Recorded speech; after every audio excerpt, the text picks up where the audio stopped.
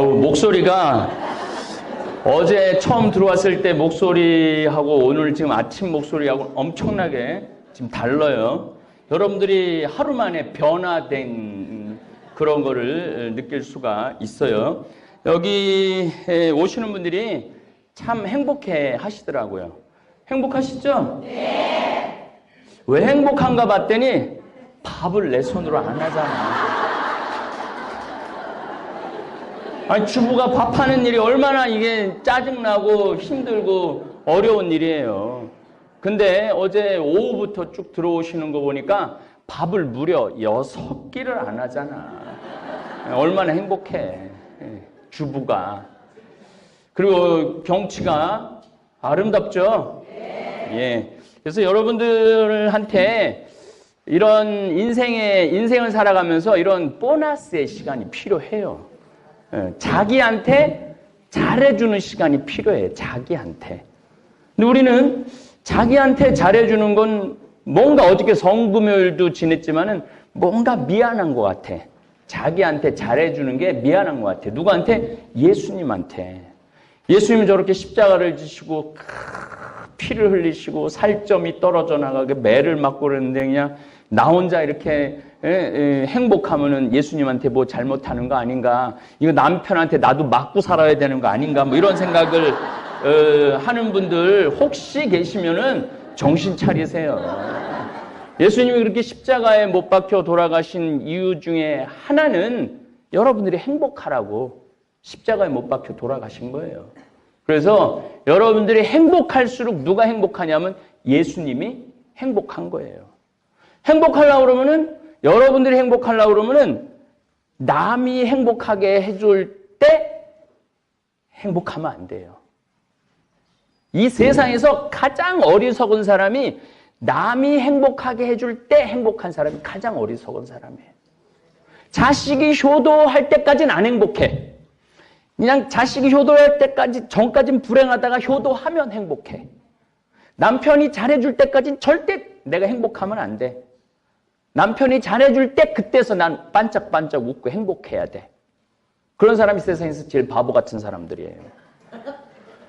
그냥 내가 행복하면 안 돼? 아들이 자식이 효도하지 않아도 남편이 잘해주지 않아도 그냥 내가 행복하면 되지 않아? 그리고 언제까지 여러분들한테 잘해줘야 돼? 자식이 여러분들 죽을 때까지 잘해줘야 돼요? 남편이 여러분들 죽을 때까지 잘해줘야 돼? 그거는 내가 보기에는 완전히 자아 존중감이 없는 사람들이에요. 나는 신자들이 잘해줄 때까지 기다리고 있다가 그때 난 행복하려고 마음 안 먹어. 그리고 교우들이 나한테 잘해줄 시간도 없어요. 왜냐면 난 본당 신부도 아니기 때문에 뭐 지속적으로 신부님 챙겨주는 교우들도 없고, 그래서 내가 내린 15년 동안 본당 신부를 안 하는데 내가 내린 결론 중에 하나는 그냥 내가 행복하자. 맛있는 거 먹으러 갈 때 그냥 누가 먹으면 돼? 내가 가서 사 먹으면 돼. 누구 돈으로? 내 돈으로. 그래서 여러분들 행복에는 거지 근성을 버려야 돼요. 행복에는 근데 나이를 먹을수록 거지 근성이 생겨. 나이를 먹을수록 자기 주머니에 돈 나가는 건 절대 이건 할 수 없는 일이야. 내 주머니에서 나이를 먹을수록 돈이 있어야 된다고 생각을 하고 돈을 써야 된다는 생각을 안 해요. 근데 여러분들 나이를 먹을수록 돈을 써야 돼요. 하여튼 쓸 수 있는 데까지는 쓰세요. 신부님 말대로 쓸 수 있는 데까지 다 썼는데 그때 돈 떨어지고 돈 생기는 것도 없으면 그때는 어떻게 해요?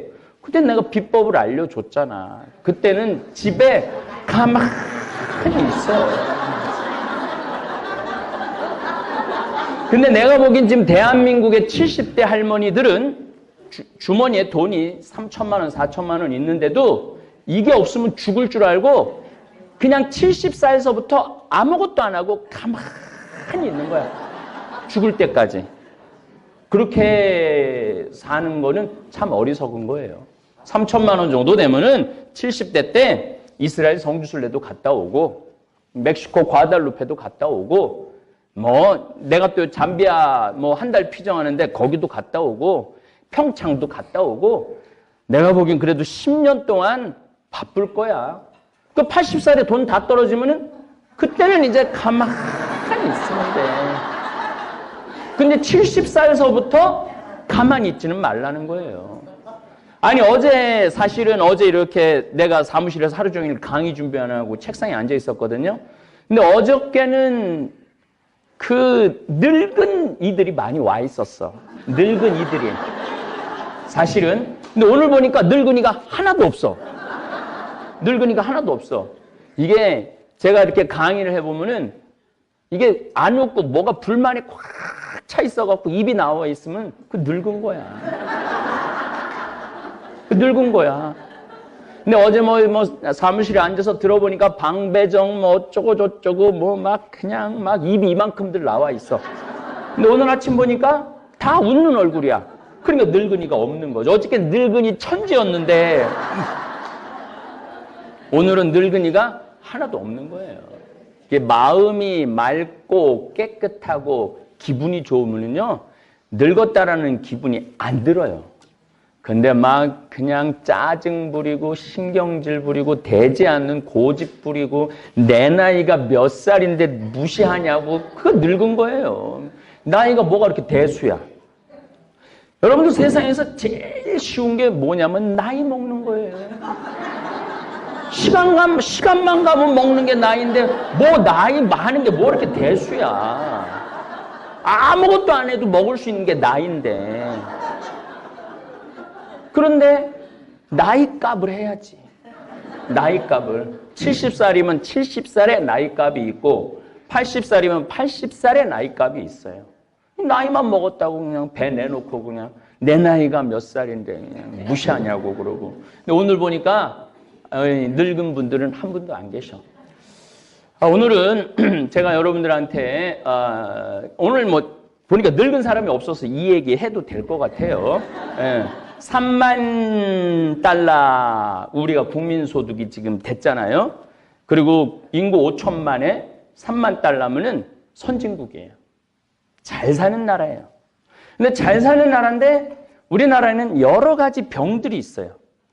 근데 그 병 중에 오늘은 교육 현실, 우리가 뭔가 이제까지 교육을 잘못한 것에 대해서 좀 말씀을 드리고 싶습니다. 뉴스를 보면 요즘 대한민국 곧 망할 것 같아요. 그렇죠? 예. 여기 있는 분들도 곧 망할 것 같은 느낌 드는 분들 많을 거예요. 여기저기서 아예 망했다고 이야기하는 정치인들도 많고 학자들도 많고 국민들도 내가 보기엔 정말 많이 늘은 것 같아요. 아니 국민소득은 3만 달러가 넘었고 7년 2개월 연속 무역 흑자인데도 불구하고 아니 망했다는 느낌이 드는 이유는 뭐가 잘못됐기 때문에 그래. 하여튼 누군가가 잘못됐어. 뭔가가 잘못됐어. 실업자는 흘러 넘쳐요. 뭐 20대 실업자, 30대 실업자, 오늘 아침에 또 자료를 보니까 40대 실업자가 사상 최악이라고, 취직이 안 된다고. 그래서 그냥 다 굶어 죽는다는 거예요. 다 굶어 죽는다는 거예요. 근데 오늘 보니까 굶어 죽을 사람들이 별로 없어 보이는데 다 굶어 죽는다는 거야.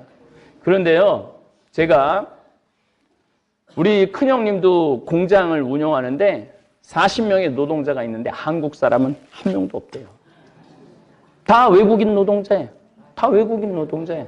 또 이 농장, 우리 여기 평창에 농장 운영하는 내가 교우들 아는 분들 많은데요. 가보면은요, 주인만 한국 사람이에요. 돼지 키우고 소 키우는데 다 누구냐면은 다 외국인들이에요. 여러분들도 아마 그런 거 많이 느끼셨을 거예요. 식당에 가보면은 적어도 한두 명은 외국인 애들이야. 한두 명은. 식당에 가보면은. 뭐 집에 가사 도우미도 외국인 사람들 많고. 아니, 외국인 노동자가 200만 명이야. 200만 명. 그 외국인들이 돈 다 벌어가는 거야. 우리는 그냥 거의 200만 명의 1년에 10%씩 외국인 노동자들이 한국에 증가한대요. 그러니까 1년에 20만 명씩 들어오는 거라고 보면 돼. 우리나라 대학교 졸업하는 애들 1년에 한 50만 명 되는데 30만 명, 25만 명 취직되고 20만 명 취직 안 된다는 걸 보면은 한 20년 동안 외국인 노동자들이 우리나라 이 젊은이들, 나이 먹은 사람들 일자리를 다 뺏어가는 거야. 그럼 그 사람들이 돈을 쓰느냐? 안 쓰죠. 최소한 먹을 것만 먹고 나머지는 다 어디로 보내? 다 자기 나라로 보내는 거예요. 아니 그러니까 그 200만 명의 인구가 우리나라 젊은이들이 200만 명이 공장에서 일을 하고 농장에서 일을 하고 식당에서 일을 하고 돈을 벌어갖고 쓰면은 우리나라 돌아갑니다. 돌아가요. 그러니까 3만 달러가 넘고 5천만 명이 넘는데 아니 일자리는 없다 그러고 그러니까 200만 명이 20대, 30대, 40대가 돈을 안 벌으니까 물건을 안 사잖아요. 물건을 안 사니까 도소매업이 다 망하고 제조업이 다 망하는 거예요. 그 200만 명이 술도 먹고 옷도 사고 뭐 물건도 사야지 뺑글뺑글 돌아갈 거 아니야. 근데 그 200만 명의 외국인 그러면은 외국인 노동자들이 보통 얼마를 버느냐? 여러분들 제가 많이 물어봤어요. 외국인들한테. 얼마 정도 받느냐? 대개 300만 원 선에서 돈을 받아요. 대개 300만 원 선에서 월급. 물론 뭐 식당에서 일하는 친구들은 한 180, 뭐 190 정도 받지만 우리 형님 같은 공장 같은 데는 30 정도 받는다는 거예요. 그러니까 40명. 우리나라 애들은 사무직밖에 없고 현장에는 없는 거야. 현장에는. 그러니까 우리나라 애들이 그러면 그 애들은 대학 졸업해갖고 뭐 하느냐? 대학 졸업해갖고 취직 안 되면은 아르바이트나 몇 시간짜리 하고 컴퓨터 게임이나 하고 조현병에 걸려갖고 그냥 진주에서 아파트에 불을 지르고 이런 일들이 벌어지는 거죠. 저는 200만 명의 외국인들한테 일자리를 다 내주고 대한민국을 지옥조선이라고 이게 또 유식한 말로 지옥조선이라고 안 그러고 영어로 또 헬조선이라고 헬이 지옥이라는 뜻이거든. 헬조선이라고 그러고 금수저, 흑수저 나누는 것 자체가 내가 보기에는 웃긴 일이에요. 금수저, 흑수저가 어딨어? 열심히 일해갖고 돈 벌어갖고 행복하게 살면 그게 금수저지. 뭐 아버지가 뭐 장관이고 아버지가 기업이고 아니 세상에 태어날 때부터 온 나라 사람들이 다 기업인 경우가 어딨어. 이게 우리나라가 조선시대에 농사짓고 뭐 상업하고 이런 거 기술자를 우습게 보는 게 우리 안에 지금 그대로 남아있는 거예요. 호주는 그 한 주택단지에 치과의사랑 조족 벽돌 쌓는 사람이랑 같이 살아요. 왜 같이 사느냐면은 월급이 같아. 또 어떤 경우는 벽돌 쌓는 사람이 치과의사보다 더 번대. 그래서 같은 아파트에 살 수가 있는 거야. 같은 아파트에. 그리고 실질적으로 내가 요즘 우리 생태마을 조경을 싹 다시 해요. 여러분들 이제 정말 오시면 행복하라고. 우리 조경하는 우리 교우예요. 최 회장님이라고 저하고 한 20년째 일을 하고 있는데 지금 그 아들 둘도 아버지 따라다니면서 일해요. 그 친구도 하루 일당이 20만 원, 25만 원이에요. 또 자기네들이 프로젝트 같은 거 하면은 한 달에 못 벌어도 한 7, 800 벌어요. 한 달에. 돌만 싸도, 물론 이제 돌도 쌓고, 소나무 전지도 하고, 그러니까 이 기술만 있으면요, 그 정도 벌어요. 근데 이게 하루아침에 기술이 생겨? 20대부터 열심히 해야지 기술이 쌓이는 거지. 30살, 40살, 50살 돼야지 정말 예술가가 될 수 있는 거 아니에요. 그런데 일단은 대학 졸업해갖고 대기업에 취직하지 못하면 그때부터는 흑수저라고 그러면서 일반 중소기업에도 취직을 안 하고 공장에도 취직을 안 하고 이 기술적인 데 취직을 전혀 안 하는 거예요. 그러고 난 다음에 뭐 정부가 잘못됐느니 무슨 뭐 정치가 잘못된 내가 보기에는 가정이 잘못됐어요. 가정이. 대한민국이 불행하다고 생각하는 많은 분들의 그 첫 번째 깊은 병은 1등을 해야 되고 인류대학을 가야 한다는 병이에요. 이 병이 고쳐지지 않는 한 대한민국은 행복하기 쉽지 않아요.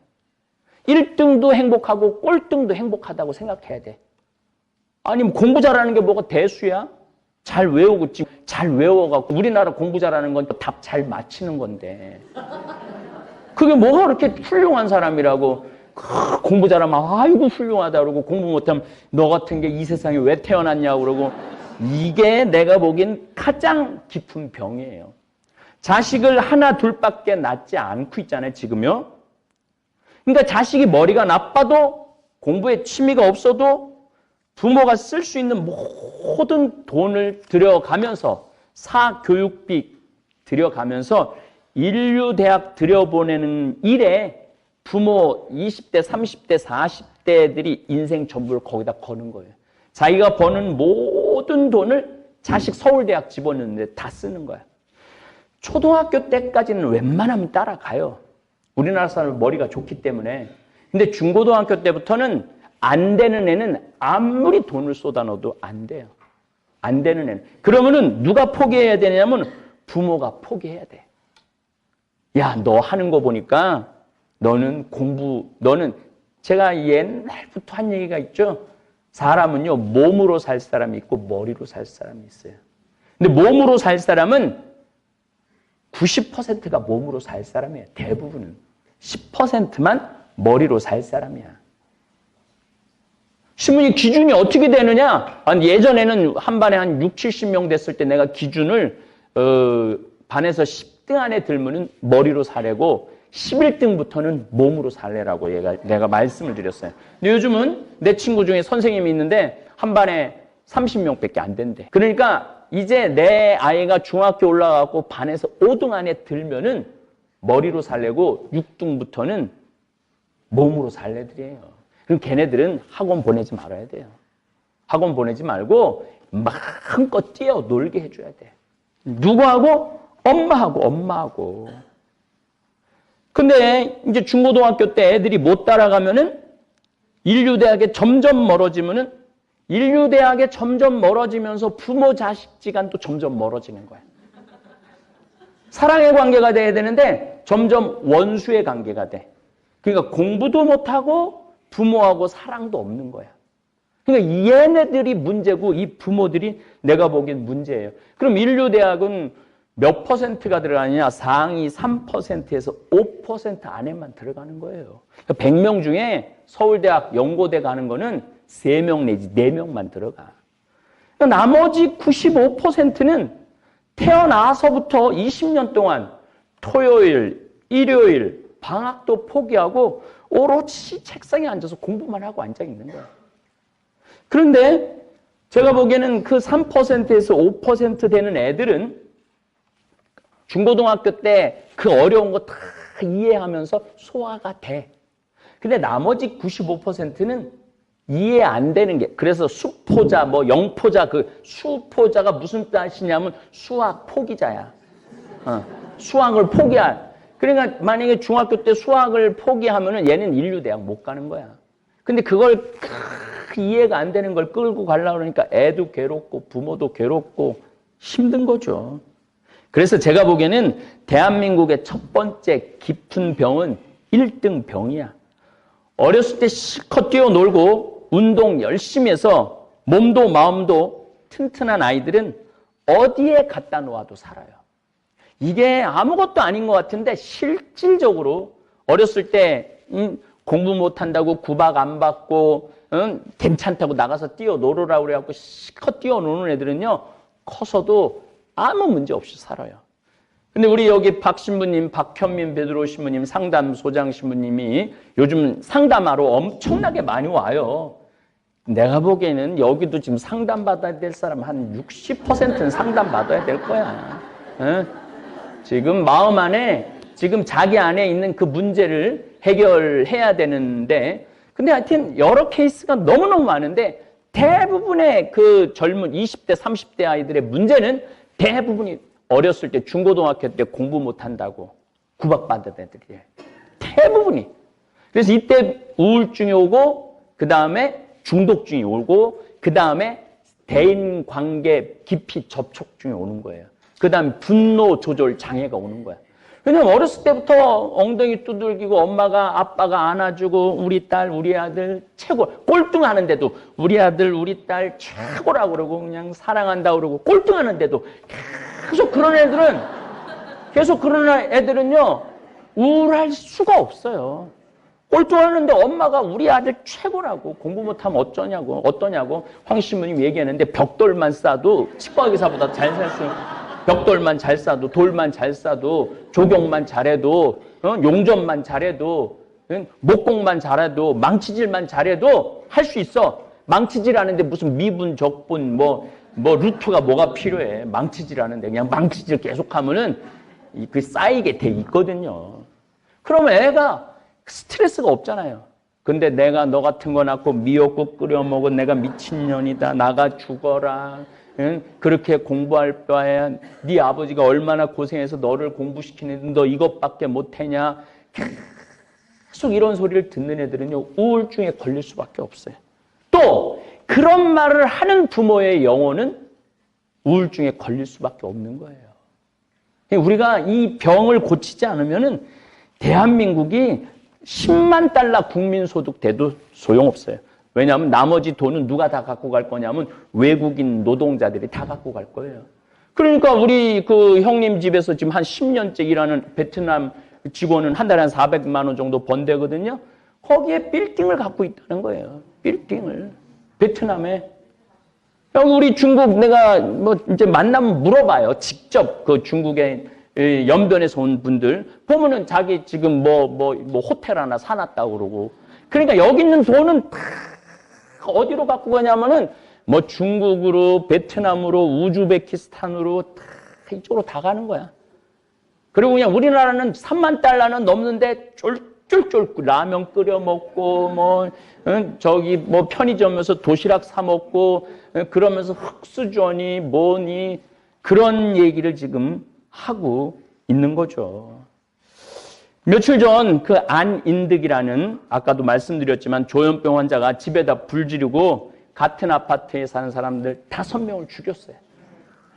그것도 엄마 딸 할 거 없이. 이런 사건 터질 때마다 나는 이런 사건이 터질 때마다 예수님이 왜 길 잃은 양 한 마리 찾아 떠나는지 알 것 같더라고요. 이 사람 길 잃은 양이에요. 길을 잃은 양을 예수님 왜 찾아 떠나는 줄 아세요? 99마리 때문에 떠나는 거예요. 왜냐하면 그 길 잃은 양이 99마리를 죽일 수 있거든. 근데 우리나라 대학 졸업한 학생들을 보면은요, 되게 졸업을 해갖고 취직을 못하는 순간 이 사회에서 뭐가 되느냐면 길 잃은 양이 되는 거야. 며칠 전에도 여대생 하나 죽여갖고 그냥 아무 이유 없이 죽여갖고 또 자기가 2시간 후에 시신 훔쳐놓고 찾으러 오기까지 그 다 길 잃은 양들이야. 노동의 아름다운 가치가 있는 사람들은요, 그런 나쁜 생각할 시간이 없어요. 아니, 하루 종일 망치질하고 하루 종일 돌 쌓고 그러는데 저녁에 씻고 자야지 무슨 여대생 죽이러 돌아다니고 불 지르고 이럴 수가 없는 거 아니에요. 그래서 우리가 사회적인 노동적인 가치가 이게 무시당하는 게 내가 보기엔 제일 큰 병 중에 하나예요. 내 자녀가 경쟁과 공부 때문에 정신병이 들어가는지 먼저 정신병이 있는지 확인해야 됩니다.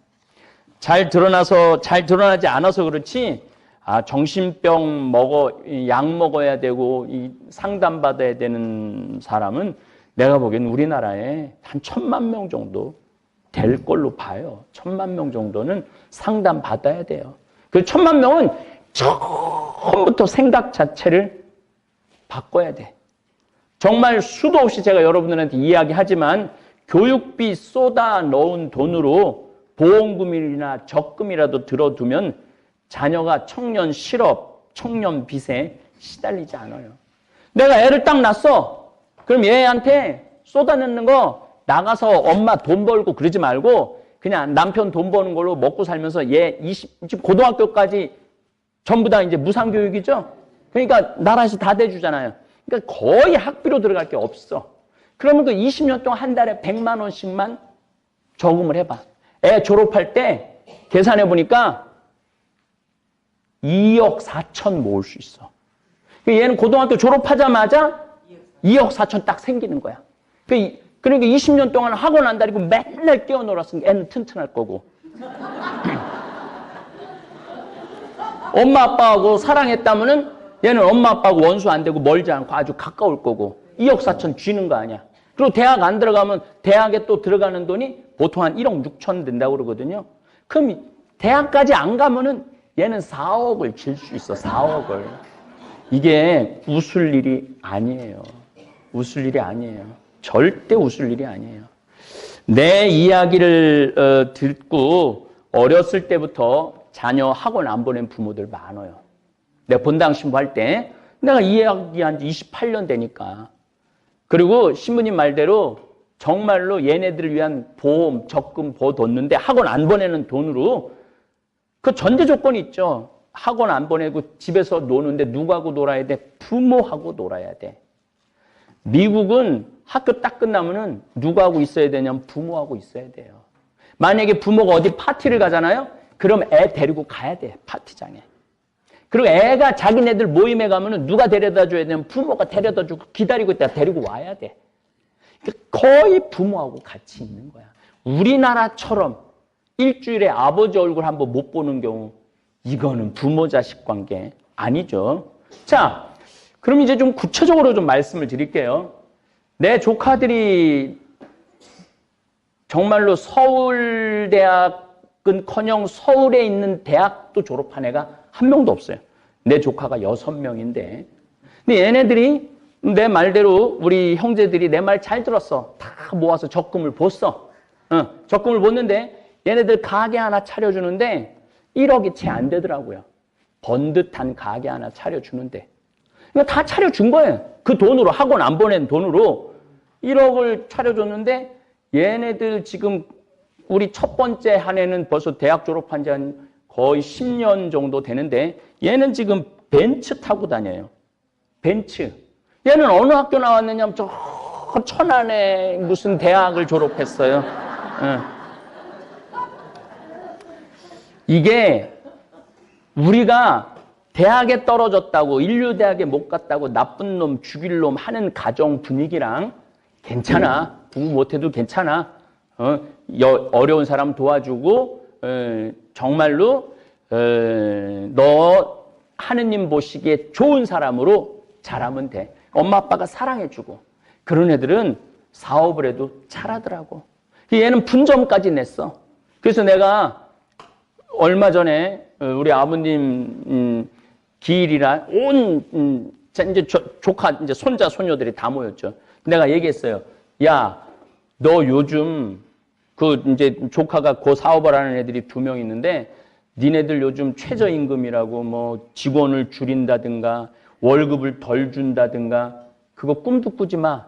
너 벤츠 타고 다니잖아. 너 네가 데리고 있는 직원 뭐 5명인가 6명이래. 네가 데리고 있는 직원들한테 최저임금 적용하지 말고 보너스 줄 수 있는 거 보너스 주고 할 수 있는 거 해. 그랬더니 참 기분 좋은 소리를 들었어요.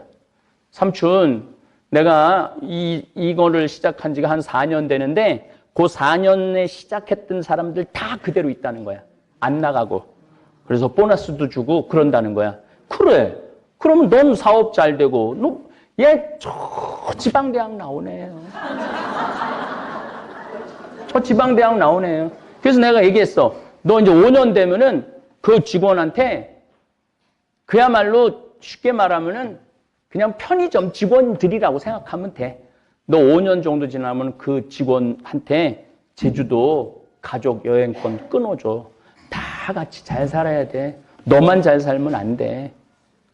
알았다는 거예요. 아니, 그리고 내가 너무 기분 좋았다는 거는 4년, 5년 그 같이 창업했을 때 같이 쭉 왔다는 건 그만큼 잘해줬다는 얘기죠. 잘해줬다는 얘기죠. 막 대한항공에 뭐 조모처럼 막 땅콩 막 안각봤다고 귀싸대기 때리고 무릎 꿇히고 이거는 제가 보기에는 근본 교육 자체가 잘못된 거예요. 1등병에 최고병에 해갖고 다 같이 잘 살아야죠. 예전에는 40살, 50살까지 살 때는 치매가 뭔지, 노년의 외로움이 뭔지도 모르고 살았어요. 그런데 이제는 70, 80, 100, 110살까지 살면서 점점 사는 게 재미가 없어져요.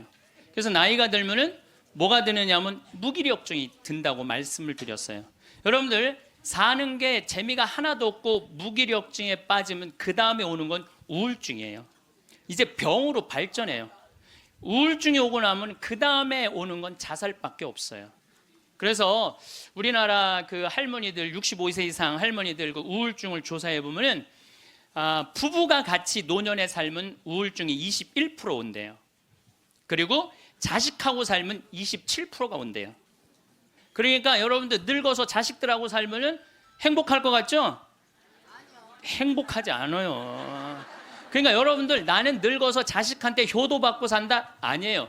나이를 70, 80, 90 넘어가면서 자식하고 살면은요 서름 받고 섭섭하고 또 내 마음 몰라주고 내가 저를 어떻게 키웠는데 나를 이렇게 무시해? 자기 오래 사는 줄 모르고 섭섭한 것만 생각해요. 자기 오래 사는 줄 모르고 섭섭한 것만 생각해요. 그러니까 자식하고 살면은 우울증에 더 많이 걸리는 거예요. 그러니까 여기 계신 여러분들은 늙어서 자식하고 한 집에서 산다는 생각은 아예 머릿속에서 빼버려야 돼요. 빼버려야 돼. 또 문제는 혼자 살면은요 이 우울증은 41%로 늘어나요. 혼자 살면 누가 뭐라 그래도 늙어서는 부부가 같이 사는 게 제일 좋아요. 누가 뭐라 그래도. 그러니까 여러분들 지금 여기 60, 70 되신 분들 50 되신 분들도 마찬가지예요. 내가 지금 자식 걱정하고 뭐 며느리 걱정하고 손자 걱정하고 손녀 걱정할 때가 아니라니까요. 네. 남편 걱정하고 아내 걱정해야지 자식들 걱정할 일이 아니에요. 여러분들 이번에 니마 그 강을 건너지 마오 그거 보셨어요? 네, 보셨죠? 저는 그 니마 그 강을 건너지 마오를 우리 직원들하고 보면서 저는 참 많이 울더라고요. 많이 울었죠 여러분들도. 근데 난 그 우는 게 이해가 안 가. 왜 울어? 여러분들 할아버지 98 조병만 할아버지, 할머니 89 강계열 할머니. 여러분들 89, 89살에 눈 오면 눈싸움하고 놀고 그렇잖아요. 낙엽 떨어지면 낙엽 가지고 놀고 꽃 피면 꽃 꽂아서 머리에 꺾어주고 냉이 씻을 때 물에 물장구 치고 놀고. 여러분들 89살, 98살에 그렇게 산다는 건요 늘 내가 강의 때 말하는 대로 사는 분이에요.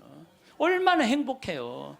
저는 그 두 분의 이렇게 사는 모습을 보면서 참 보기 좋더라고요. 저렇게 마지막에 아름답고 경치 좋은 데서 자식들하고 안 살고 그 부부가 같이 그렇게 한복 꼭 같은 색깔 입고 얼마나 좋아요. 100살까지 그렇게만 살 수 있다면 여러분들 그건 대복을 탄 거예요. 저는요 중간에 무슨 장면이 나오느냐 하면은 이 할머니 생일날 자식들이 와서 밥을 먹다가 싸워요. 싸우는 거 보셨죠? 네. 뭐 네가 한번 아버지 아팠을 때 병원에 모시고 갔냐, 전화라도 한번 했냐. 그 싸우는 걸 보면서 많은 사람들은 가슴 아프게 생각을 하는데 전 전혀 그렇게 이건 여러분들 모두의 일이에요. 앞으로 대한민국의 모든 집에서 일어날 일이에요. 그리고 나는 그 자식들 100번 이해가 돼요. 100번 그 자식들 이해가 돼요. 여러분들 생각을 해보세요. 98이면 아들이 68살이야.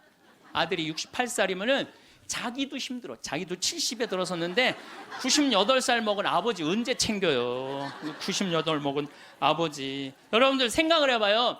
여러분들 딸이 하나 있는데 40살까지 시집도 안 가고 80 다 된 내 옆에 붙어 살아. 그럼 그 딸 이뻐요, 미워요? 그리고 그냥 돈이라도 벌어오면 좋은데 돈도 안 벌어와. 돈도 안 벌어오고 계속. 그리고 이런 우리나라 캥거루족이 몇 명이냐면은 100만 명이래요. 그러니까 어머니가 70, 80이 다 됐는데도 그 어머니 등골에 붙어서 빼먹는 거야. 자긴 돈도 안 벌고. 여러분들 그런 딸들이 자기가 독립하지 않고 계속 부모 힘들게 하면 그 딸 밉잖아요. 그럼 입장을 바꿔놓고 생각해보자 이거야. 내 나이가 60이 됐는데 아버지가 100살 되도록 안 죽고 계속 내 등에 붙어 살면은 60 먹은 자식은 힘들 것 같아요? 안 힘들 것 같아요? 똑같은 입장이에요. 계산상 안 맞는다는 계산상. 자식을 20년 키웠으면 20년만 얻어 먹어야지. 근데 이제는 20년 키우고 40년, 50년, 60년 얻어 먹는다니까요. 지금 50살 되신 분들은 110살까지 산다고 말씀드렸죠? 그러면은 지금 50살 된 분들 110살까지 살면은요, 60살서부터 자식 기대고 산다면은요, 몇 년 얻어 먹는 거야? 50년 얻어 먹는 거야, 50년. 지금 40살들은요, 120살까지 사는 거야. 그럼 60살서부터 자식 기대서 얻어 먹고 산다면은요, 60년 얻어 먹는 거야. 20년 기껏 키우고 난 다음에 60년 얻어 먹는 게 말이 돼요? 그러니까 이제는 자식하고 산다는 거는 자식이 늙어서 나를 책임진다는 건 상상도 하지 말라는 거예요. 누가 책임져야 돼? 내 인생은 내가 책임지는 수밖에 없어요. 아니, 제가 늘 드리는 말씀이지만은 저는 고등학교 3학년 때까지 어머니 아버지가 저를 키웠어요. 저는 뭐 우리 집 막내로서 정말 사랑 많이 받고 자랐어요. 그 신학교 들어가니까 누가 날 키워줬어? 교회가 날 키워줬어. 신학교, 교회가. 신부되고 보니까 너무 고마워. 그래서 20년 동안 나 키워준 어머니 아버지한테 은혜를 갚으리라. 내가 받은 만큼은 돌려주리라. 그래갖고 내가 신부 돼갖고 첫 사목 활동비 받았을 때 45만 원인가 받았어요. 그 24년 전에요. 어머니 25,000원, 아버지 25,000원 용돈 드렸다니까요. 그렇게 20년 동안 한 달도 안 빠지고 용돈 드렸어요. 그게 4년 전에 끝났어. 4년 전에 계산 끝났어요. 그런데도 어머니 아버지가 갈 생각을 안 하네. 아버지 85, 어머니 83인데 너무 정정하신 거예요. 근데 저는 괜찮아요. 왜냐하면 여러분들, 저는 사실은 어머니 아버지를 전 참 많이 사랑해요. 이제는요, 자식이 효도로 부모를 모시는 시대는 끝났어요. 자식이 부모를 얼마나 사랑하느냐가 결정적이에요. 너무 사랑하면 보고 싶잖아. 자꾸 같이 있고 싶고. 사랑은 그거 아니에요? 보고 싶고 같이 있고 싶고. 그러니까 아버지가 85이 돼도 어머니가 83이 돼도 항상 머릿속에는 시간만 되면 아버지, 어머니 보러 가고 싶다. 이 생각을 좀 갖고 있어요. 이건 효도의 차원이 아니에요. 사랑의 차원이지. 그러니까 나는 또 어머니, 아버지가 살아있는 게 좋아. 왜냐하면 어머니, 아버지 죽으면 아무도 없잖아요. 마누라가 있어, 자식이 있어, 누가 있어. 어머니, 아버지 죽으면 끝인데. 그래서 내가 어머니, 아버지한테 꼭 하는 말이 있어요. 올해도 가서 말씀드렸어요. 어머니, 아버지, 내가 70에 은퇴하니까 앞으로 딱 20년만 더 살아라. 그럼 아버지 105, 어머니 103이야. 그러니까 딱 20년만 더 살고 그땐 내가 안 붙잡겠다. 그땐 죽어도 된다. 저는 상관없는데 여러분들은 상관이 있어요. 왜 상관이 있느냐 하면은 70살 된 여러분들, 50, 60살 된 여러분들은 지금 나도 힘들지만 자식 결혼시켜줘야지, 또 뭐 책임져야 될 게 얼마나 많아. 그런데 늙은 어머니, 아버지, 90, 100살 된 어머니, 아버지까지 살아있다면은 이건 너무 힘든 거예요. 너무너무 힘든 거예요. 그러니까 인생이 즐거운 게 아니라 인생이 온통 짐이야, 짐. 그러니까 온통 짐이 되기 싫으면은요, 여러분들, 짐이 되기 싫으면요, 내 인생은 이제 내가 책임지는 거예요. 내 인생을 내가 책임지는 방법은 딱 한 가지밖에 없어요. 자식 학원 끊는 거예요. 자식 학원 끊고 대학 다닌 자식 있으면 휴학시키고, 그리고 결혼은 네가 벌어서 가라고 그러는 거예요. 이 대한민국 이 세 가지가 안 되잖아요.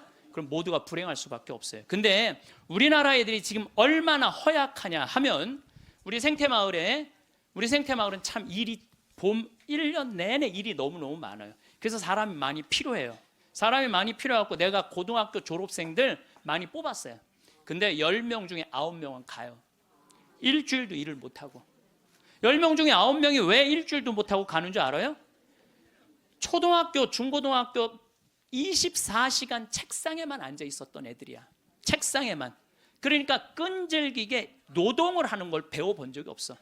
여러분들, 유럽 아이들, 미국 아이들은요, 이 스포츠를 너무너무 중요하게 여겨요. 그래서 토요일 날, 일요일만 되면은 엄마 아빠들이 애들 운동하는 거 계속 지켜봐요. 그래서 내가 이번에도 그 미국 쪽에 이 워싱턴 쪽에 강의를 갔는데 그러더라고요. 여기 우리 사회는요, 운동을 못하면 사람 대접을 못 받는다는 거예요. 자기 아들 지금 넉비리 시킨대. 우리나라 넉비리 시키는데 초등학교 6학년 애야. 너무너무 넉비리 잘한다는 거예요. 그러니까 그 넉비 데리고 다니는 게 일이야. 그러니까 걔네들은 기본 끈기가 있는 거야. 운동을 하니까. 근데 우리나라 애들은 운동이 어디 있어? 국어, 영어, 수학 외우느냐고 그냥 대학교 때까지 책상에 앉아 있는 거야. 이런 애들이 생태마을에 가고 아침 9시부터 저녁 6시까지 일을 해봐요. 못 견뎌요. 뭐 하루 만에 가는 놈, 이틀 만에 가는 놈, 일주일 만에 가는 놈. 제가 그 돌아가는 아이들을 보면서 이거 큰일 났구나. 대한민국 이거 큰일 났구나. 전부 머리 쓰는 일만, 그것만 일이라고 생각하고 노동을 귀하게 여기자. 여러분들 노동을 귀하게 여기지 않으면요, 그 사회는요 끝나는 수밖에 없어요. 로마가 왜 망했어요? 자기 나라 지키는 용병 다 용병 갖다 써갖고 망한 거예요. 우리나라도 지금 외국인 노동자들 엄청나게 들어오잖아요. 그러니까 중소기업에 가보면 전부 사람이 없다고 난리야. 그런데 국가에 보면은 지금 애들 캥거루족이 100만 명에 취직 못하는 애들 200~300만 명이 넘게 집에서 그냥 노는 거야. 아무 일도 안 하고 엄마 돈 빼먹는 거죠. 엄마 아빠 등골 빼먹는 거예요. 그거는 엄마 아빠의 등골만 빼먹는 게 아니라 80, 90까지 살 엄마 아빠 등골까지 다 빼먹는 거예요. 이게 여러분들 보통 심각한 문제가 아니에요. 대한민국 지금 심각해요. 자식들한테 돈 다 뺏긴 노인들, 쓸 돈이 없어서 집 안에만 그냥 박혀 있는 거예요. 공원에 나가 이렇게 장기 바둑 두는 데 기웃거리다가 집에 들어오는 할머니들 참 많아요. 결국 사는 맛 하나 없이 사는 노인들이 극단적으로 자살이라는 걸 선택할 수밖에 없어요. 여러분들 우리 가톨릭 안에 자살은 구원받을 수 없다고 그러잖아요. 마지막을 자살로 삶을 마감하면 어떻게 해요? 우리나라가 10만 명당 평균 자살 숫자가 31명이에요. 근데 참 재미난 통계가 있어요. 60대는 10만 명당 51명으로 늘어요. 그러니까 나이를 먹을수록 더 많이 자살하는 거죠. 70대는 몇 명으로 늘어나냐면 79명으로 늘어나요. 70대는 79명. 80대는 몇 명으로 늘어나냐면 127명으로 늘어나요. 80대는. 그러니까 80대가 돈 없지, 자식 안 찾아오지, 병 들었지, 결국은 우울증 걸려서 선택하는 거는 자살밖에 없다는 거예요. 왜 삶을 그렇게 마감하냐 이거예요. 근데 이게 다 여러분들 욕심 때문에 그래요. 욕심 때문에 애들을 망치는 거예요. 여러분들 지금 이 초등학교 학생들이 오늘 굉장히 많이 왔는데 이거 굉장히 막 아주 이거 획기적인 일이 지금 벌어졌어요 지금. 이 초등학생들이 쟤네들이요 선행학습을 학원에 가서 한번 하고 집에서 숙제하고 그리고 학교 가면은요 선생님이 가르친 게 재미가 하나도 없대요. 세 번째 공부하니까. 세 번째 그러니까 선생님이 존경스럽지가 않은 거야. 그래서 쟤네들이 학교 다니는 게 재미가 하나도 없는 거예요. 여러분들 학교 다니는 게 재미가 없는 애들이 나중에 어떻게 될 것 같아요? 컴퓨터 게임에 빠지는 거예요. 근데 그게 선행학습이 누구 때문에 벌어지는 거냐? 대한민국의 부모들 때문에 그래요. 내만 1등 시키고 싶은 이 욕심, 이게 대한민국을 병들게 하고 아이들을 병들게 하고 그것만에 거기에 학원비 들어가는 건 내 노년의 이 연금을 다 쏟아붓는 거야. 그래서 마지막에는 자살을 선택할 수밖에 없어요. 대한민국이 건강해지려면요 제가 농담으로 하는 얘기가 아니에요. 학원 끊고 대학 휴학시키고 지금 저기 집에서 노는 놈들 전부 공장에 취직시켜갖고 일시켜야 돼요. 그래야지 대한민국이 건강하게 살아가요. 여러분들도 살 끼고 자식들도 살 길이 그거예요. 여기 어느 외로운 노인의 글이 하나 있는데 참 모든 인생이 다 들어있어서 제가 여러분들한테 한번 읽어드릴게요. 3년 전 마누라가 세상을 떠난 뒤 나는 외로움을 견디다 못해 함께 살자는 아들의 청을 받아들였다. 여러분들 지금 할머니 할아버지들 집에서 할머니 할아버지들 보면 많이 싸우죠. 많이 싸우죠. 그게 얼마나 큰 행복인지 몰라요. 싸우는 것도 행복이에요. 싸울 남편도 없잖아요. 그럼요 그거 얼마나 외로운데요. 외로울 수밖에 없어요. 나는 내가 강의 때 핸드폰 울려도 한 번도 신경질을 부린 적이 없어. 내가 나는 아늑하고 편안한 아들네 집에서 학교 간 손자들과 직장에 나간 아들과 며느리가 돌아오는 저녁 때를 기다렸다. 그러니까 자식 집에 들어가서 살아도요 혼자인 거예요. 혼자인 거예요. 아이들이 있어 집안 분위기가 활기찰 것이라고 기대했지만 손자 녀석들은 학교에서 돌아오자마자 늘 숙제하느라고 바빴다. 공부하느냐고 할머니 할아버지랑 놀아줄 시간 없다는 얘기예요. 하루에 한 번 저녁 시간에 온 식구가 모였는데 식사 분위기는 대체로 딱딱했다. 가끔 어린 손자가 학교에서 일어난 일을 얘기하며 깔깔대면 제 어미가 할아버지 앞에서 떠들면 못 써 하고 야단을 쳤다. 사실 나는 녀석들이 짓거리는 일이 즐거웠는데 말이다. 차를 마실 때라도 두런두런 이야기를 나누면 좋으련만 아들이 아버님 늦었습니다. 이제 그만 주무시지요 하고 말하면 나는 잠이 오지 않아도 내 방에 가야 했다. 감옥이 있죠, 감옥. 바깥에 나가고 혼자 있을 수도 없고 자식하고 산다고 행복한 게 아니라니까요. 그러던 어느 날 이웃 노인 몇 사람과 오래간만에 즐겁게 마작을 하다가 시간 가는 줄 몰랐다. 그러다 저녁에 퇴근한 며느리에게 그 노인들 식사를 같이 부탁했는데 며느리가 진수성찬을 차려올렸다. 그런데 이튿날 아침이었다. 아들이 미리 말도 없이 손님을 청하면 어떡하냐면서 앞으로 그러지 마세요라고 말했다. 언젠가부터 나는 자주 배가 고팠다. 금방 밥을 먹어도 또 배가 고팠는데 냉장고에 내가 먹을 만한 간식이 없었다. 그래서 나는 매일 늙은 행상한테서 만두를 3상자씩 사 먹었다. 그 뒤로는 뱃속이 편안했고 하루 종일 목소리를 쓰지 않는 나로서는 만두 장수와 이야기 나누는 일도 즐거웠다. 여러분들 늙으면은요 이 만두 장사랑 얘기 나누는 것도 즐거워. 나하고 누가 말만 해줘도. 그래서 우리 생태마을에 전화해갖고 할머니들요 무지하게 통화 오래 하는 말들이 많아요. 어느 날 만두 장수는 내게 줄 거스름돈이 모자라 나중에 며느리를 통해서 돈을 건네주었는데 며느리는 아버님이 이렇게 직접 사다 드시면 사람들이 우리가 아버님을 잘 돌보지 않는다고 생각할 거예요 라고 말했다. 그렇게 2년이 흘렀다. 갈증이 나고 자주 오줌이 마려운 증세가 더 심해져 병원에 갔더니 당뇨병이라고 했다. 아들은 너무 많이 드셔서 그 병에 걸린 겁니다 라고 말했다. 며칠 뒤 내 몸은 회복됐지만 마음은 뒤숭숭했다. 그러다 문득 마누라 장례식 때 보고 여태 만나지 못한 친구가 생각났다. 그때 친구는 장례식장에서 양로원 생활이 즐겁다고 했다. 같은 연배의 늙은이들과 산책도 하고 요리도 하고 밤 늦게까지 얘기도 나눈다며 만족한 표정을 지었다. 내가 들어갈 방도 있냐고 묻자 친구는 자네는 아들과 더불어 만년을 편안히 즐기게 라고 말했다. 여러분들 늙어서요 늙은 친구들하고 어울려서 노는 게 행복할 것 같아요. 나 쳐다보지도 않는 아들하고 사는 게 행복할 것 같아요. 여기 여러분들 여기 지금 늙은 친구들하고 오신 분들 많죠? 네. 아들이 여기 와서 놀아줄 수 있어요? 못 놀아줘요? 못 놀아줘요. 그러니까 이 생각을 바꿔야 된다는 거예요. 그냥 돈을 꾸리고 아껴서 그 옆에 있는 소중한 친구하고 밥 한번 사 먹을 생각 안 하고 자식 뒷돈 대줄 생각만. 그 정신 나간 엄마 아빠들이라는 거예요. 그러면 나는 그 친구의 말에 공감했지만 이미 3년을 편안하게 보냈으니 그것으로 족하지 않는가. 나는 자리에서 일어나 주섬주섬 짐을 꾸렸다. 옛 친구들이 있는 곳으로 가기 위해.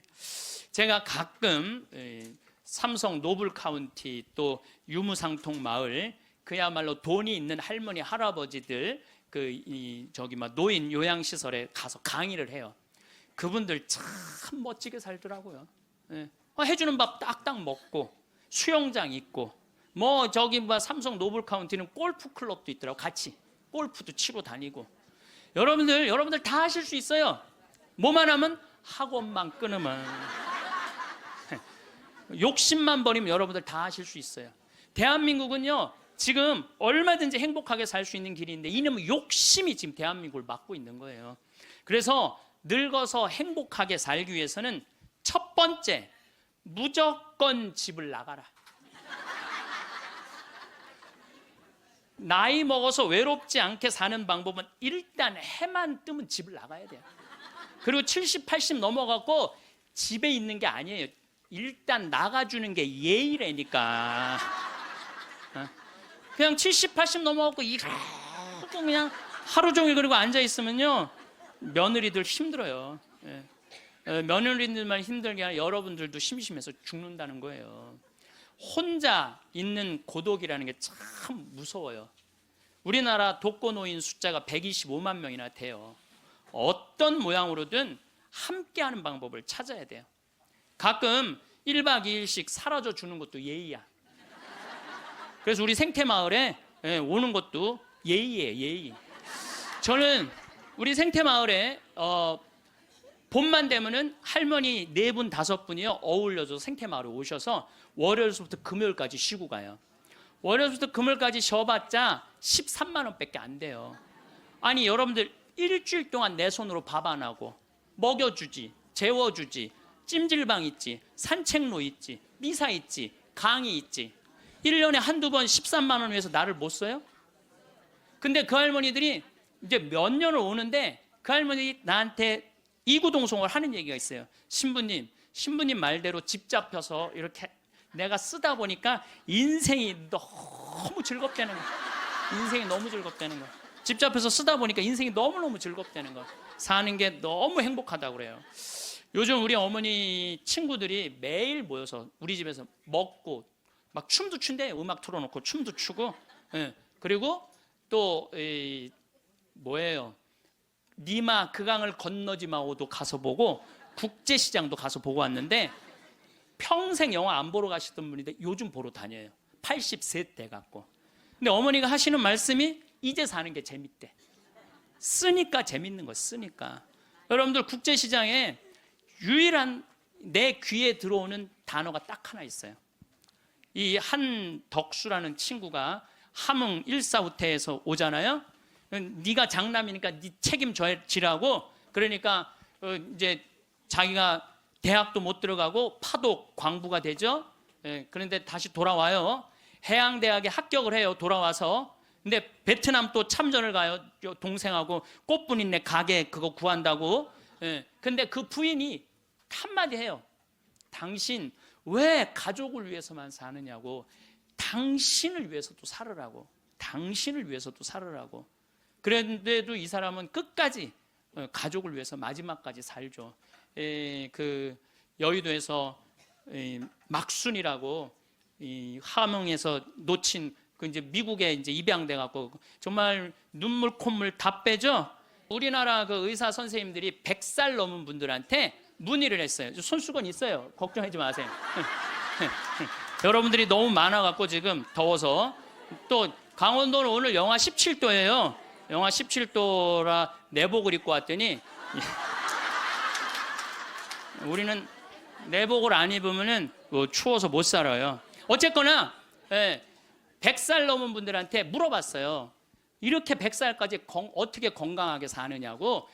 근데 100살 넘은 모든 분이 똑같이 뭐라고 얘기냐면 해만 뜨면 집을 나간다는 거예요. 여러분 오늘 해만 뜨면 여기 나오니까 좋아요 안 좋아요? 좋잖아. 천주교가 얼마나 할 일이 많아요. 그래서 여러분들 나는 성당 다니는 거 나이 먹어서 참 좋다고 생각해. 성당 다니는 거. 성당 갈 때까지 걸어가요 안 걸어가요? 걸어. 올 때 걸어오고. 그리고 또 우리 천주교가 미사 참여할 때 그냥 놔둬요. 일어나라 앉아라 들어와라 나가라. 얼마나 많이 시켜 미사 때마다. 그리고 여러분들 나이 먹어서요 이렇게 많은 사람들 속에 어우러져 있으면요 자기가 의식이 젊어진대요. 그래서 뭐가 안 걸리냐면 치매가 안 걸리는 거예요. 치매가. 그래서 레조하는 할머니들이 되게 자다가 돌아가신대. 많이 끝까지 활동한다가 지쳐서 죽는 거예요. 지쳐서. 레조하는 할머니들이 끝까지 활동하다가 지쳐서 죽는 거예요. 지쳐서. 또 나이 먹어갖고 좋은 건 춤추는 거예요. 이게 나이 먹고 춤처럼 좋은 게 없다는 거예요. 가장 자연스러운 운동 중에 하나가 춤이라는 거예요. 그래서 요새 노인복지관에서 춤 프로그램이 참 많잖아요. 가서 춤만 추세요. 또 눈이 맞아갖고 막 뭐 결혼을 하느니 마느니.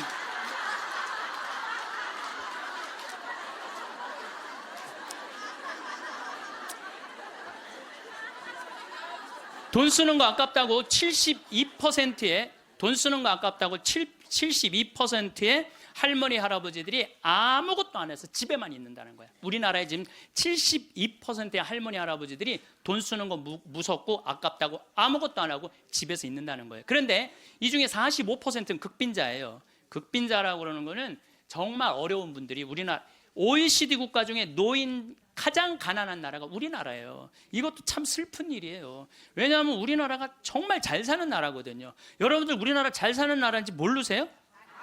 알죠? 잘 살아요. 이번에도 뭐 1조 1000억 달러를 달성하고 무역 흑자 500억 달러가 넘는 나라예요. 그런데 노인들은 OECD 국가 중에 가장 가난해. 이게 참 슬픈 일이에요. 근데 어쨌든 45%는 정말 쓸 돈이 없는 할머니 할아버지들이에요.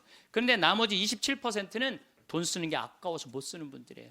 27%는 여러분들이 여가 활동도 하지 않고 27%의 할머니들 아무것도 안 하면 이 할머니들이 뭐 하는 거냐면 나중에 누워서 똥오줌 싸는 거예요. 여러분들 이 돈 간병인 병원비로 다 씁니다. 안 쓰는 거. 한국인이 평생 살면서 남성이 의료비로 얼마를 쓰냐면 7,400만 원을 쓴대요. 여성이 몇 퍼센트를 쓰냐면 8,700만 원을 쓴대. 여성이. 그러니까 여자들이 남자보다 1,300만 원을 더 쓰는 거예요. 그런데 왜 더 쓰느냐 하면은 오래 살아서 더 쓰는 거야. 똑똑하시네. 오래 살아서 더 쓰는 거예요. 그런데 4,300만 원, 65세 이상이 8,700만 원 중에 4,300만 원을 65세 이상 쓴다는 거예요. 그러니까 늙어서 병원비를 다 쓰는 거야. 늙어서 병원비를 다 쓰는 거야. 이 돈 내가 보기엔 이 돈 4,300만 원 가지고 수영장 다니고 헬스장 다니고 놀러 다니는 대로 쓰고 그런 분들 돌아가실 때 그냥 지쳐서 죽는 거예요. 그런 분들이 제 생각에는 여러분들 운동 헬스장 요즘 7만 원 내지 8만 원 해요. 그럼 그 헬스장만 다녀도요 50년 다닐 수 있어요. 50년. 병원비 다른 거 말고 여러분들이 쓰는 병원비를 가지고만 해도 50년 헬스장 다닐 수 있어요. 자, 이제 헬스장 얘기를 좀 할게요. 제가 왜 헬스장을 굉장히 중요하게 여기느냐 하면은 나이를 먹어서는요 근력 운동을 해야 돼요. 40살이 넘어서부터 몸에서 1%씩 근육이 빠져나가요. 1%씩 근육이 빠져나가면은 80살 되면 거의 다 빠져나가는 거예요. 그럼 뭐만 남아? 뼈만 남는 거예요. 뼈만 남으면 그 다음 뭐 하는 거야? 눕는 거예요. 그래서 그 근육을 보충해 주려면 고기도 일주일에 한 번은 먹어야 되고 또 헬스장. 자, 신부님 저 돈이 하나도 없어요. 신부님은 맨날 돈 있는 사람 얘기만 해요. 여러분들 우리 평창은요 평창 종합운동장에 건강증진센터가 있는데 헬스장이 있는데 무료예요. 무료. 이게 우리 평창만 무료가 아니라 여러분들 주위에 무료 헬스장 널려 있어요. 그러면은 아침에 나가갖고 헬스장 가면은요 젊은 사람도 구경할 수 있고 내 몸에 맞게만 하면은요 1시간, 2시간 얼마든지 시간 보낼 수 있어요. 그 옆에 목욕탕 딸려 있으면 목욕탕. 그리고 저녁에 집에 들어오면은요 자지 말라 그래도 쓰러져서 자요. 네, 자지 말라 그래도 쓰러져서 자요. 근데 문제는 뭐냐면은 할머니들 중에 이런 분들이 신부님 나이를 먹으니까 잠이 안 와. 이런 분들은 왜 잠이 안 오냐면 하루 종일 소파에 앉아갖고 여러분들 누워서 똥오줌 싸는 아버지를 모시면서 어떤 분이 일기를 썼어요. 극히 일부만 제가 옮겨놓을게요. 이 참 내용이 참 가슴이 참 짠해요. 이 더 기가 막힌 내용도 있는데 내가 이 방송이라 정말로 정말 우리들이 들을 만한 객관적인 내용만 쓴 거예요. 어제는 불효를 했다. 기저귀 찬 채로 거실로 나가려는 아버지와 어머니의 실랑이가 벌어지고 급기야는 누워서 발길질하는 아버지의 폭력으로부터 어머니가 먼저 돌아가실 지경에 이르렀다. 여러분들 마지막에 똥오줌 싸고 이런 분들 치매에 걸린 분들은요 막 뱀이 막 기어간대요. 천장에 뱀이 기어가고 천장이 막 무너지는 것 같고 극도의 공포에 사로잡힌대요. 그러니까 치매 걸리는 게 진짜 똥오줌 싸는 것보다 더 무서운 게 뭐예요? 치매 걸리는 거예요. 근데 진짜 무서운 건 치매에 걸려갖고 똥오줌 싸는 거예요.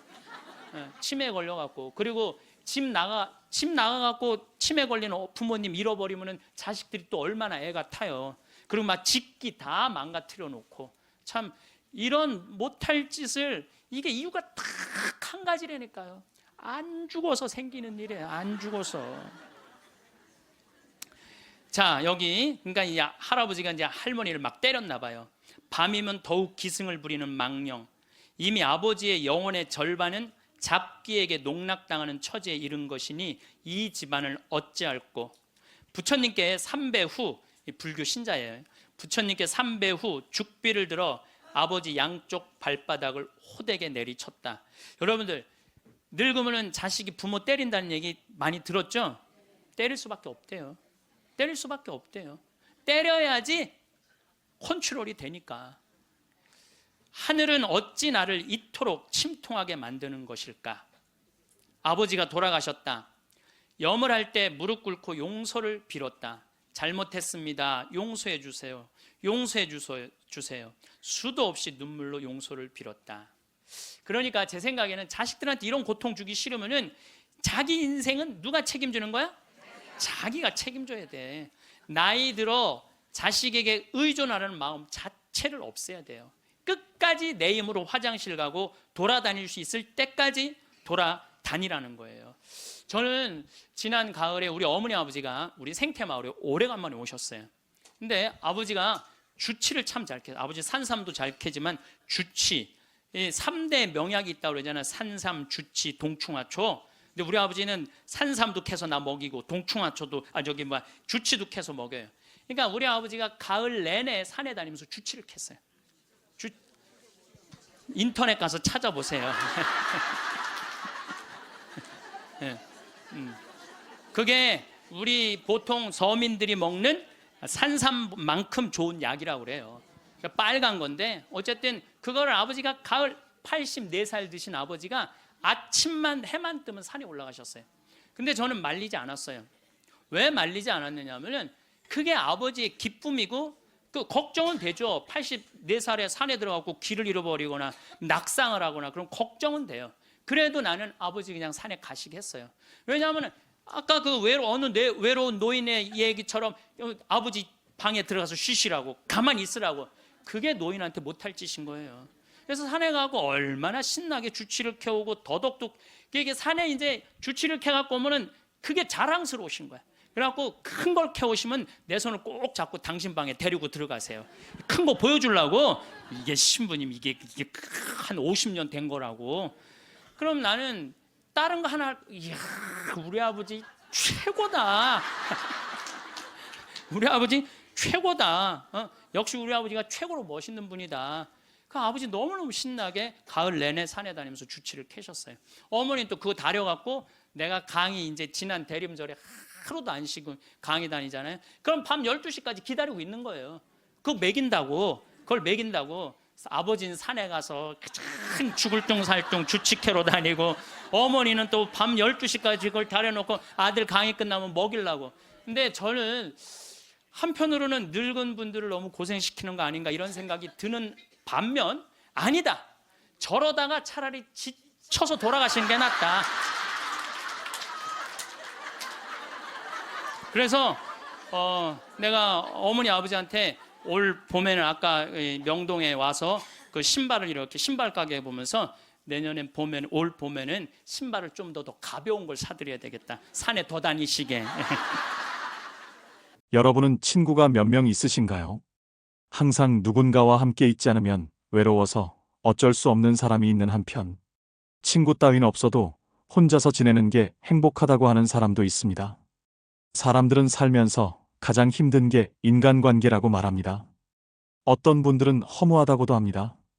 20여 년간 그렇게 친구들 경조사를 챙기고 부르면 나갔건만 나 어려울 땐 코빼기도 보이지 않는 친구로 배신감을 느끼는 사람, 직장을 잃거나 사업이 망해서 외면하는 친구 때문에 차가운 현실을 실감한 사람도 있습니다. 하지만 끊고 싶어도 그동안 쌓인 정 때문에, 추억 때문에 끊기도 쉽지 않습니다. 요즘엔 혼자 사는 것이 오히려 편하고 즐겁다고 말씀하시는 분들이 많습니다. 사람으로 인한 실망과 갈등이 적으니 스트레스도 적습니다. 인간관계에 집착하지 않자 더 만족스러운 인간관계가 되었습니다. 오히려 가장 불행한 사람은 혼자 사는 사람이 아니라 마음이 맞지 않는 사람과 같이 사는 사람인데요. 오늘은 친구가 없어도 아무렇지도 않은 혼자가 편한 사람들의 특징을 들어봅니다. 노후에 친구 없이 편안한 사람들 특징 첫 번째, 호감 가는 사람이 되기를 포기합니다. 내가 사람들로부터 인정받고 싶은 마음이 없으니 자연스럽게 타인의 기대에 맞춰서 살 필요가 없는 것이죠. 사람들은 사람들이 자신을 사랑해 주길 바라고 인정해 주길 바랍니다. 내 편이 되어 주길 바라는데 혼자 잘 지내는 사람들은 사랑과 인정을 타인에게 바라지 않지요. 내가 상대에게 바라는 기대와 바람이 없으니 실망할 일도 없습니다. 호감이라는 것은 다른 사람이 평가하는 겁니다. 평가 내린 사람들은 주관적인 평가를 많이 내립니다. 그 사람의 마음이라는 것이 우리처럼 좁고 이기적이고 편견이 가득 찬 경우가 많습니다. 그러한 사람의 좋은 평가를 받으려고 노력을 많이 하지만 그런 것이 얼마나 의미 없는 것인지를 우리가 나중에 깨닫게 됩니다. 타인이 나를 나쁘게 평가하게 되면 그것이 진짜인 것처럼 생각하게 됩니다. 그러다 보면 기가 죽게 되고 위축되고 나는 진짜 보잘것없는 사람이구나라는 생각을 하게 됩니다. 결국은 자존감을 잃게 됩니다. 그래서 좋은 평가를 받으려고 노력할수록 허영심이 될 수 있고 허세가 될 수 있고 거짓말도 많이 하게 됩니다. 쇼펜하우어는 자긍심과 자존감을 구분하고 있습니다. 자존감은 남이 인정할 때 생기는 것이고 자긍심은 내가 나를 인정할 때 생기는 확신입니다. 두 가지 관계에서 볼 때 자존감은 깨질 수 있습니다. 가장 중요한 것은 나입니다. 나에게 좋은 사람으로 살면 된다는 마음가짐이 받쳐주기에 혼자여도 문제없고 혼자여도 정말 편할 수 있는 것입니다. 두 번째, 혼자 되는 법을 배우고 즐깁니다. 혼자 된다는 거 좀 어렵지요. 그러다 보면 다른 사람을 많이 만나면서 의지하게 되고 어울리게 됩니다. 쇼펜하우어는 인간의 불행이 혼자 될 수 있는 능력이 없기 때문이라고 합니다. 그래서 여기서 우리가 오해하는 경우가 있는데요. 혼자만 지내라는 그런 뜻은 아닙니다. 좀 약간 냉랭한 관계를 가지라는 겁니다. 너무 가까이 가서 자신의 이야기를 다 쏟아놓고 끈끈한 사랑, 끈끈한 우정, 그런 관계보다는 거리를 두면서 적당한 관계를 유지할 필요가 있습니다. 이러한 혼자 있는 힘을 키우기 위해서는 책을 읽는 것이 중요하고 아름다운 풍경을 보거나 좋은 노래를 듣고 자신이 어떤 사람인지 자신의 내면에 귀를 기울일 필요가 있다고 볼 수 있습니다. 나와 온전히 하나가 될 수 있는 것은 이 세상에 나 하나뿐입니다. 혼자 있는 능력을 키움으로써 타인과 함께할 수 있는 그러한 힘을 키우기도 합니다. 세 번째, 인간관계에 집착하지 않습니다. 혼자 잘 지내는 사람들은 인간관계에서 모든 사람들과 잘 지내려고 하지 않습니다. 그리고 모든 사람들에게 인정받으려고 하지 않습니다. 대부분의 사람들은 혼자가 되는 것을 두려워합니다. 주변 사람에게 집착하고 의존하게 됩니다. 심지어 나를 갉아먹는 사람들에게조차 매달리는 경우도 있는데요. 이처럼 자신의 외로움과 두려움을 스스로 해결하지 않고 타인에게 지나치게 의존해 해결하려고 한다면 결국 자신과 타인 모두가 괴로워질 것입니다. 상대방에게 휘둘리거나 이용당하기 쉬울 뿐만 아니라 지나친 집착으로 가족이나 친구를 괴롭게 만들 수도 있습니다. 어쩌면 스스로 힘든 인간관계를 자초하고 있을지도 모르지요.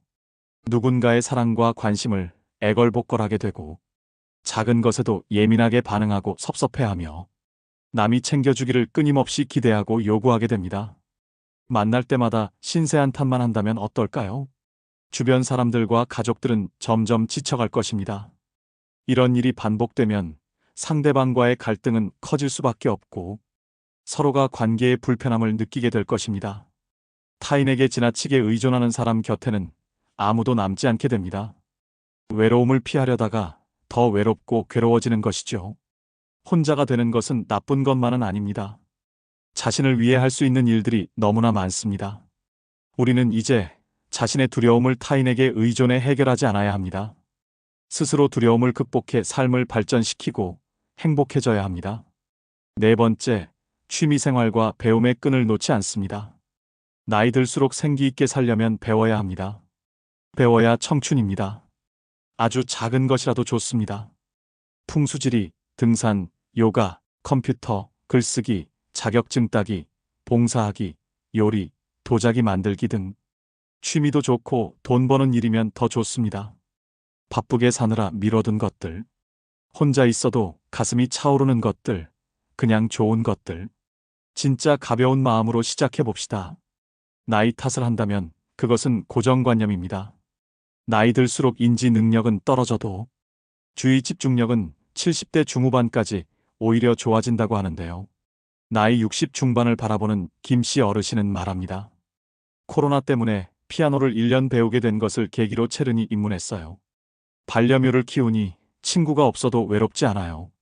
거기에 유튜브로 한자 강의까지 들으면 하루가 꽉 채워지니까 너무 행복해요. 동창회에 나가보면 하나같이 촉새더군요. 자식 자랑, 자기 자랑만 듣다 집에 돌아오면 진이 다 빠질 지경입니다. 노년엔 혼자 취미생활 즐기며 사는 게 최고입니다. 확실히 나이가 들수록 눈은 침침해지지만 지혜에는 더 밝아집니다. 사람이 지혜로워지는 책을 많이 읽어서 지식을 쌓고 여행을 많이 해서 경험을 쌓으면서 나이가 들어야 한다는 말이 있습니다. 지금이 딱 좋은 나이입니다. 늦었다고 생각하는 오늘이 가장 빠른 날입니다. 언젠가 오늘을 회상하며 그래도 그때가 젊었구나 할 것입니다. 재밌는 걸 찾으려면 일단 시작해봐야 합니다. 일이든 취미든 만남이든 운동이든 배우고 도전해봐야 진짜 재밌는지 별론지 알 수 있는데요. 우리는 배움에서 손을 놓는 순간 열정도 식고 내일에 대한 기대감도 사라집니다. 내 인생에 몰입하기보다 자꾸 남의 인생 훈수나두게 되고 내일을 기대하기보다 자꾸 돌아보며 쓸데없이 회한에 잠깁니다. 세상은 빠르게 변화합니다. 나이가 들수록 배움을 게을리하면 누군가의 도움을 빌려야만 합니다. 만약 취미가 딱히 없는 분이 계시다면 오늘부터 내가 무엇을 했을 때 행복감을 느끼는지 생각해 보시는 건 어떨까요? 적어도 일주일에 한 번이라도 꼭 여러분만을 위한 하루를 보내보시는 것은 어떨까요? 노후에 친구 없이 편안한 사람들 특징 4가지에 대해 말씀드렸습니다. 그렇다면 나이 들어 친구가 적을수록 지능이 높은 5가지 이유는 무엇일까요? 첫째, 애초에 지적으로 통하는 상대는 많지 않다. 이성 얘기, 연예인 얘기를 넘어 깊은 대화를 나눌 수 있는 상대는 몇 없다. 그래서 이들은 가벼운 관계를 찾기보단 책과 영화를 보며 교양을 찾는다. 둘째, 남 없이도 행복할 줄 안다. 타인의 인정은 행복의 큰 요소지만 그렇기에 우린 남에게 지나치게 휘둘린다. 때문에 이들은 타인의 인정보다 자신의 만족을 앞에 둘 줄 안다. 다시 말해 남 없이도 행복할 줄 안다. 셋째, 고독과 외로움은 다르다. 이들에게 혼자 있는 시간은 외로운 시간이 아니라 채우는 시간이다. 혼자는 외로워라는 편견 때문에 아무나 만나지 않고 고민을 정리하고 휴식을 취하는 것이다. 넷째, 자기 자신과의 대화를 즐긴다. 아무도 만나지 않는 시간에 이들은 스스로에 대해 고민한다. 가장 중요한 문제를 푸는 것이다. 다섯째, 관계의 한계치를 잘 안다. 결국 이들은 딱 본인이 지킬 수 있는 관계에만 집중하는 사람이다. 사랑도 상처도 아무에게나 받지 않는다. 우리는 흔히 60대, 70대를 인생의 황혼기라 합니다. 여기서 황혼기란 해가 노후를 남기고 가라앉는 것처럼 어떤 현상이 끝나감을 사람의 노년기에 빗대는 말입니다. 하지만 100세 노인분들은 말합니다. 100세까지 살아보니 내 인생에서 가장 아름다웠던 절정의 시기는 60에서 75세라고 말입니다. 만약 인생을 되돌릴 수 있다 해도 젊은 날로 돌아가고 싶지 않다고 하십니다. 그때는 너무 바빴고 생각보다 행동이 앞섰으며 행복이 뭔지 인생에 대해 고민을 하지 않았다고, 그래서 의미 없는 시간을 많이 보냈다고 말입니다. 그래서 다시 돌아갈 수 있다면 60세 정도로 돌아가고 싶다 하십니다. 저는 감히 추측하건대 노인분들이 60세가 아름답다고 느끼시는 것은 붉게 불태웠던 중년의 강렬한 열정, 그리고 정신적으로 완성되어 깔리는 중후한 무게감, 이것들이 하나로 빛나는 시기라 그런 게 아닐까요? 여러분들은 그런 지지 않는 노을이 되어 드라마틱한 노후를 한번 보내보시는 것은 어떨까요? 마지막으로 노을이 아름다운 이유라는 글을 읽어드리겠습니다. 난 어둠을 쫓아내듯이 밝아오는 새벽보다 수많은 색으로 붉어지는 저녁 노을을 더 좋아한다. 그래서 저녁 노을이 아름다운 곳으로 여행하기를 좋아한다. 새벽 동틀 무렵 까만 어둠이 옅어지며 밝아지는 보랏빛과 해 뜰 때에 황금색의 아름다움을 보려면 부지런해야 하는데 늦잠을 즐기는 나에게는 부지런을 떨어야 하니 번거롭기도 하고 힘도 든다. 하루를 일찍 시작하니 길고 긴 하루를 갖게 되고 해야 할 많은 일들을 할 수 있어 풍성한 하루가 되겠지만 이제 모든 걸 내려놓고 은퇴를 했으니 그리 서둘 필요는 없어졌다. 해야 할 일이 많은 젊은 사람들에게는 새벽 동틈이 필요한 일이지만 이제 나이가 들고 살아온 날들을 돌아보는 노년이 되면 저녁 노을 보며 여유 있게 포도주 한잔 하는 것이 더 어울리는 것 같다. 쉰다는 것, 여유가 있다는 것은 노년의 특권이다. 황금빛의 아침 해로 하루를 시작해서 수많은 색깔로 물들어가며 점점 어두워져 가는 저녁 하늘을 보면 마치 사람의 일생 같다. 태어나서 성장하고 늙어가는 것은 아침에서 저녁이 되는 하루와 같다고 생각한다. 노년이 되면 많은 생각을 하게 된다. 후회스러운 일들이 대부분이지만 젊었을 때처럼 아름답고 사랑스러운 일들이 생각이 나면 가슴이 조금은 설레는 좋은 추억이 된다.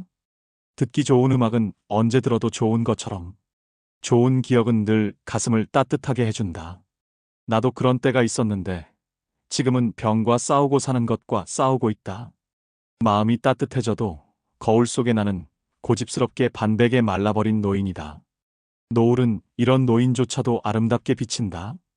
그동안 험하게 살아온 인생을 붉게 물들이는 노을처럼 모든 걸 수용하고 이해하게 하고 깨닫게 하기에 난 조용히 저녁 노을을 바라보는 게 좋다. 시간이 조금 더 지나면 어둠은 내리고 붉은 저녁 노을은 바다 수평선 너머로 사라지게 될 것이다. 그러면 죽음처럼 깜깜한 어둠 속이 될 것이다. 산다는 게 다 그렇다. 동트는 해처럼 환하게 태어나서 뜨거운 태양처럼 살다가 지는 해처럼 사는 거다. 난지는 해가 되었으니 어쩌면 저녁 노을이 좋은 건지 모른다. 열정적으로 살아봤으니 이제 쉼을 갖고 저녁 노을 보며 삶을 돌이켜보는 것도 괜찮을 듯하다. 아직 완전한 어둠이 되기까지 남은 시간이 제법 남았으니 바다에서 돌아온 어부가 그물을 손질하듯 나도 지나온 삶을 손질해야겠다.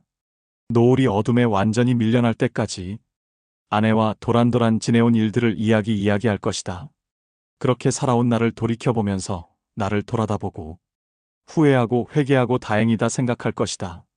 늘 부족한 게 인생이라고 하지만 지금이라도 더 가지려 하지 말고 감사할 줄 아는 마음으로 살고 싶다. 어찌 살아왔건 노을처럼 아름다운 마무리가 되고 싶다. 나이가 들면서 외모가 변하는 것은 자연스러운 일입니다. 사람들은 종종 이야기합니다. 나이가 들수록 외모는 중요하지 않다. 중요한 것은 내면이다. 이 말은 분명히 일리가 있습니다. 성숙한 인격, 지혜, 삶의 경험은 나이가 들수록 더욱 깊어지지요. 이런 내면의 아름다움은 외적인 것보다 훨씬 오래 지속되고 사람을 진정으로 아름답게 만듭니다. 이것이 외모가 중요하지 않다는 의미는 아닙니다. 외모에 대한 관심과 노력은 자신에 대한 존중과 사랑의 표현입니다.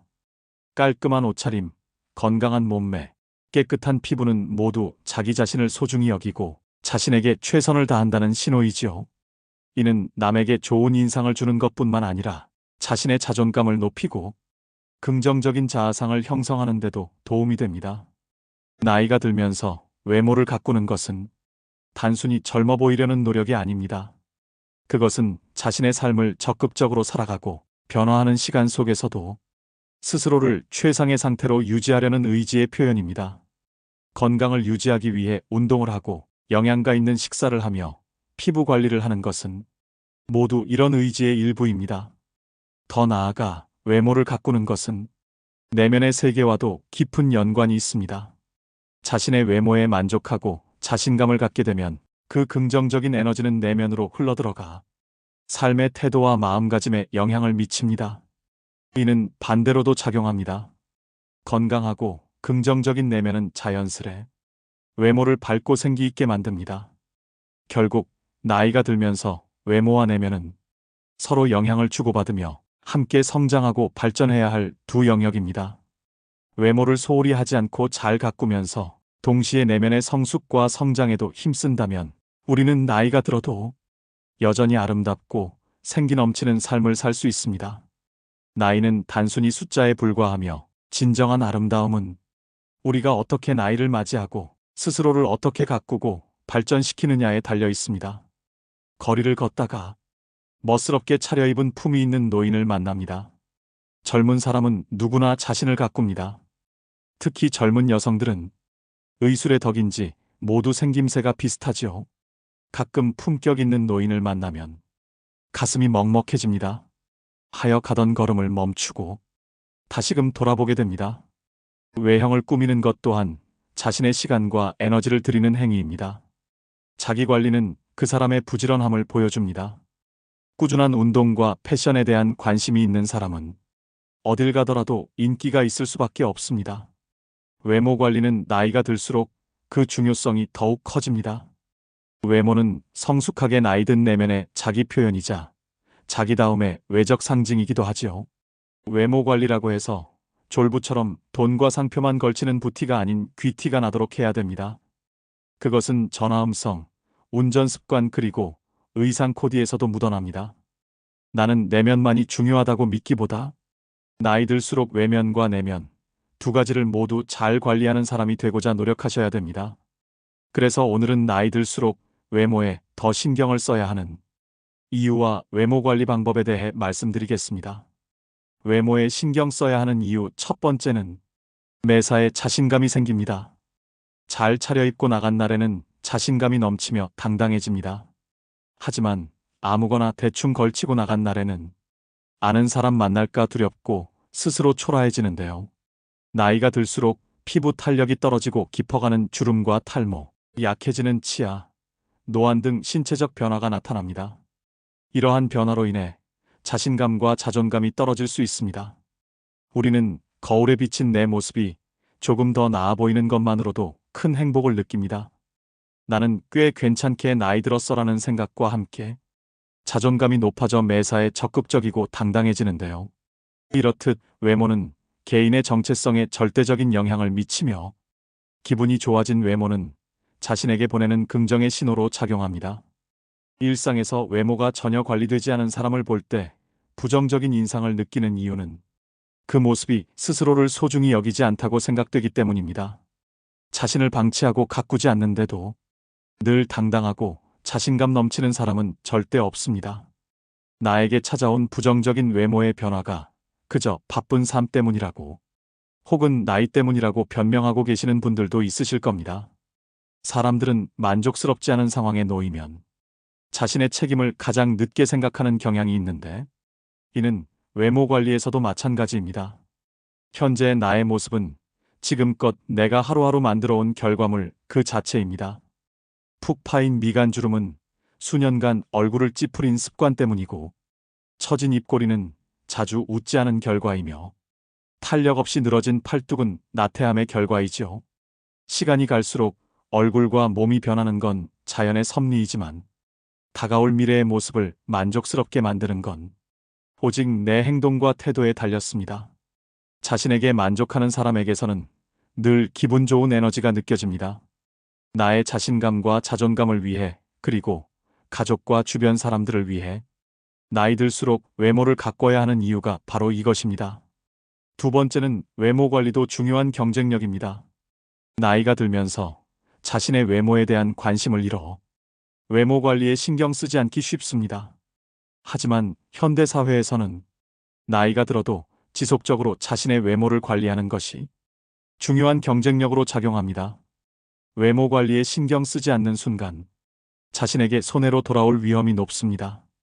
특히 나이 들수록 더 그런 이유는 젊었을 때는 관리하지 않아도 젊음이 다 커버해줬지만 나이 들면 노화와 습관으로 인한 부작용들이 더 잘 드러나고 게다가 좋은 상태를 유지하는 것에도 더 많은 시간과 노력이 필요하기 때문입니다.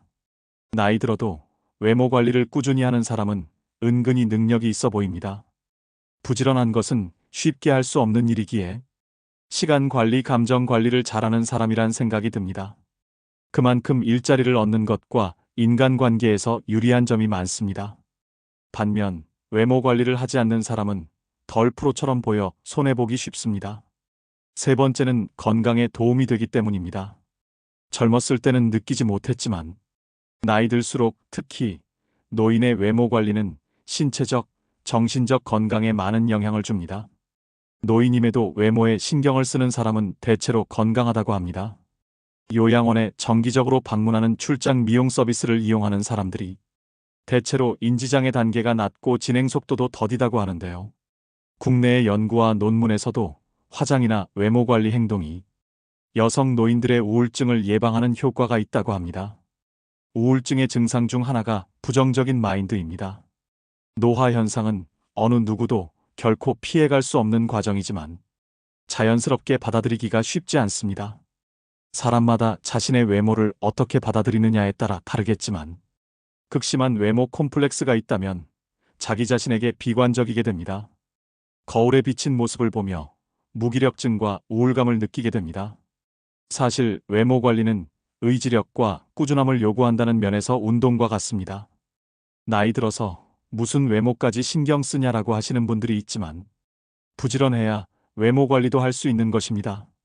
이 부지런함은 곧 규칙적인 운동과 건강한 식습관으로 피부 건강과 전반적인 건강을 유지하는 데 도움이 됩니다. 또한 스트레스를 해소하고 심신을 안정시키는 데 도움이 됩니다. 이로써 삶의 질도 향상되는 결과를 기대해 볼 수 있습니다. 그래서 단순히 외모 관리는 외모를 가꾸는 것 이상의 의미를 가지고 있습니다. 외모 관리는 나태해지는 자신을 돌려 세우고 정신을 가다듬게 도와준다는 것입니다. 마음이 귀찮아지면 몸도 따라 귀찮아집니다. 마음이 늙으면 몸도 따라 늙습니다. 하루 종일 집에서 뒹굴거리다가도 깨끗하게 샤워를 하고 나오면 기분이 상쾌해지는 것을 느낄 수 있습니다. 마음이 행동을 지배하는데 행동이 또 마음을 지배하기도 합니다. 행복해서 웃는 것이 아니고 웃으면 행복해진다는 말도 있죠. 이처럼 외모에 신경 쓰면 감정까지 조절할 수 있습니다. 네 번째는 후광 효과로 인한 신뢰감을 줄 수 있기 때문입니다. 어떤 사람이 서울대학교를 나왔다고 하면 우리는 그 사람이 성격도 좋고 인성도 좋고 성실하며 여러 가지 긍정적인 성격을 가졌을 것이라고 판단을 내리게 됩니다. 이렇게 서로 관련 없는 특성들을 관련 있다고 잘못 판단 내리는 것을 후광 효과라고 하는데요. 이런 후광 효과가 가장 잘 나타나는 곳이 바로 외모입니다.